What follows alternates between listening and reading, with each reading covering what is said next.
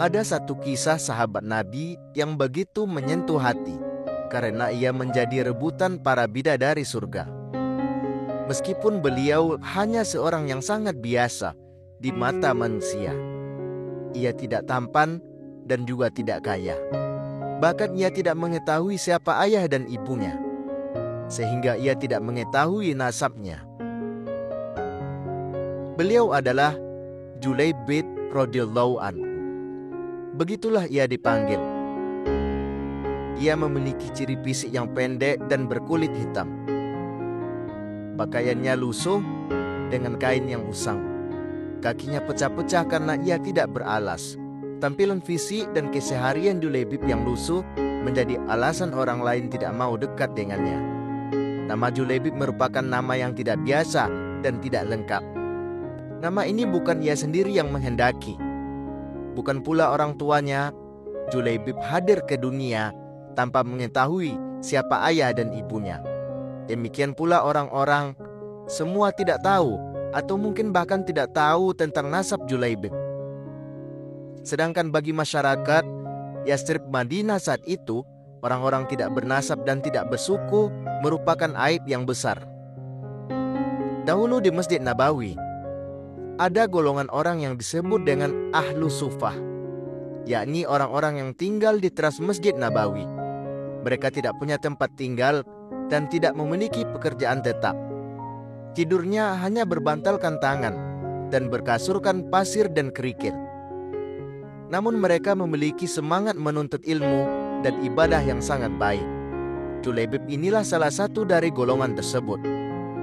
Julaibib selalu berada di barisan terdepan dalam sholat maupun jihad.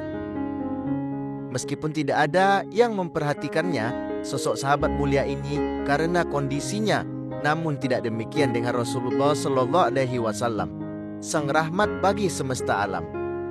Suatu ketika, Julaibib yang tinggal di Sufah Masjid Nabawi ditegur oleh Rasulullah Shallallahu Alaihi Wasallam.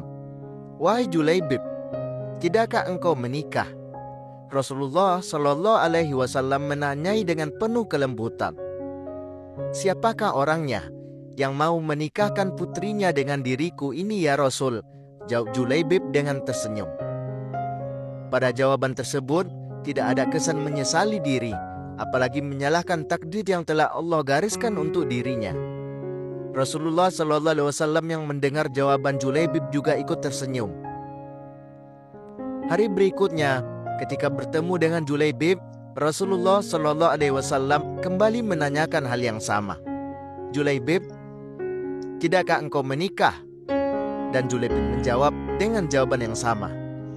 Hingga pada hari yang ketiga, Rasulullah Shallallahu Alaihi Wasallam memegang lengan Julaibib dan membawanya ke salah satu rumah pemimpin Ansor. Setelah tiba di rumah salah satu pemimpin Ansor, Rasulullah berkata kepada sahabat tersebut, "Aku ingin menikahkan putri kalian," kata Rasulullah kepada pemilik rumah. "Ya Rasulullah, ini sungguh akan menjadi cahaya yang menyingkirkan kegelapan di rumah kami." Demikian respon pemilik rumah dengan wajah berseri-seri, mengira bahwa sang nabilah calon menantunya. "Tetapi bukan untukku," kata Rasulullah. "Kupinang putri kalian untuk Julaibib," tegas Rasulullah Shallallahu Alaihi Wasallam. Untuk Julaibib, sahabat Ansor itu pun bingung. Ia tidak langsung menjawab Rasulullah karena kebetulan ia tahu siapa Julaibib. Seorang sahabat Nabi yang tidak punya apa-apa dan wajahnya juga tidak tampan. "Tentang hal ini, saya harus meminta pertimbangan istri saya," kata sahabat Ansor, ayah sang gadis yang akan dilamar Rasulullah. "Wahai istriku, Rasulullah datang untuk melamar putrimu," kata sang suami. Karena beranggapan Rasulullah lah yang akan menjadi menantunya, sang istri langsung menjawab, "Terima saja, sedikit pun aku tidak keberatan. Tapi bukan untuk beliau, melainkan untuk Julaibib," kata sang suami. Mendengar nama Julaibib, sang istri itu berubah wajahnya. "Apa dengan Julaibib?" Istri pun terkejut dengan lamaran tersebut. Bagaimana bisa Julaibib itu berwajah lusuh, tidak bernasab, tidak berkabilah, tidak berpangkat, dan tidak pula berharta. Bagaimana nanti kata orang jika kita menikahkan putri kita dengan Julaibib? Kalau untuknya, aku tidak akan menikahkan putri kita." Sang ibu itu pun merasa keberatan karena mengkhawatirkan masa depan putrinya. Ya, kekhawatiran yang wajar bagi seorang tua. Putrinya yang sangat cantik jelita harus menikah dengan laki-laki yang tidak tampan dan tidak punya harta. Wajar bila ia merasa khawatir dan tidak menyetujui lamaran tersebut. Putrinya yang sedari tadi mendengarkan perdebatan orang tuanya keluar dari balik tirai. Gadis itu berkata, "Wahai ayah, wahai ibu, apakah kalian hendak menolak permintaan Rasulullah? Demi Allah, karena Rasulullah yang meminta, maka tiada akan membawa kehancuran dan kerugian kepada diriku," kata sang gadis. Sang gadis soleha itu lalu membacakan ayat yang artinya, "Dan tidaklah patut bagi laki-laki beriman dan perempuan beriman, apabila Allah dan Rasul-Nya telah menetapkan suatu ketetapan, akan ada bagi mereka pilihan lain tentang urusan mereka. Dan barang siapa mendurhakai Allah dan Rasul-Nya, maka sungguhlah dia telah sesat dengan kesesatan yang nyata." Quran Surat Al-Ahzab ayat 36. Masya Allah, inilah wanita soleha. Dia tidak melihat seorang pria dari tampilan fisiknya, apalagi harta bendanya. Mereka hanya melihat kebaikan dan kesalehan laki-laki yang melamarnya. Mendengar penuturan putrinya, ayah sang gadis tadi kemudian menemui Rasulullah dan Julaibib dengan wajah yang lebih tenang. Beliau berkata, "Wahai Rasulullah, aku menerima pinanganmu. Nikahkanlah putriku dengan Julaibib." Nabi dengan tertunduk berdoa untuk sang gadis, "Ya Allah, limpahkanlah kebaikan atasnya dalam kelimpahan yang penuh berkah. Jangan engkau jadikan hidupnya payah dan bermasalah." Demikianlah doa indah Rasulullah Sallallahu Alaihi Wasallam. Sungguh satu pernyataan yang menunjukkan ketundukan terhadap perintah Rasulullah Sallallahu Alaihi Wasallam. Wanita soleha itu tidak melihat diri calon pendamping hidupnya kecuali dengan pandangan agama. Dia sangat memahami bahwa kemuliaan dan kebahagiaan hidup seseorang hanyalah dengan ketakwaan kepada Allah Subhanahu wa Ta'ala. Itulah sikap seorang yang beriman kepada Rasulullah Sallallahu Alaihi Wasallam. Perintah Rasulullah selalu didahulukan dari keinginan pribadinya. Dia yakin keputusan Rasulullah Sallallahu Alaihi Wasallam itu yang terbaik. Ya, ilmu selalu membimbingnya kepada kebaikan dan kepatuhan kepada perintah Allah dan Rasul-Nya. Kemudian Rasulullah dan Julaibib undur diri. Dalam perjalanan pulang, Julaibib hanya bisa bersyukur kepada Allah atas semua karunia yang telah Allah berikan kepadanya. Dan karunia yang terbesar bagi Julaibib adalah disayangi oleh Rasulullah SAW, karena tidak semua sahabat punya kesempatan untuk diberi perhatian lebih dari Rasulullah. Hari pernikahan pun ditentukan. Hati Julaibib diliputi perasaan haru dan gembira. Dalam penantian pernikahannya, istri yang solehah akan segera menjadi pendamping hidupnya. Kehidupan baru akan segera ia jalani. Namun ternyata angan-angan itu serasa hilang ketika seruan panggilan jihad terdengar olehnya. Karena pada saat yang bersamaan Rasulullah Shallallahu Alaihi Wasallam memerintahkan kepada kaum muslimin agar berjihad di jalan Allah. Julaibib radhiyallahu anhu dalam kebimbangan. Ia bingung manakala harus memilih antara istri solehah atau mati syahid yang selama ini ia cita-citakan.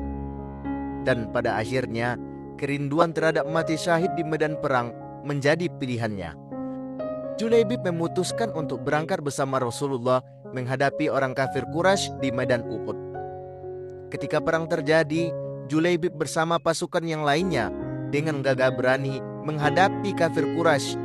Bahkan ketika kaum muslimin terdesak akibat serangan mendadak dari belakang bukit Uhud, yang dipimpin oleh Khalid bin Walid pada saat itu masih belum masuk Islam, Julaibib tidaklah mundur. Hingga pertempuran usai, jumlah kaum muslimin yang gugur cukup banyak. Di dalam pasukan muslimin yang syahid, salah satunya adalah Julaibib radhiyallahu anhu. Pada akhir pertempuran, Nabi SAW bertanya, "Apakah kalian kehilangan seseorang?" "Tidak ya Rasulullah," serempak sahabat menjawab.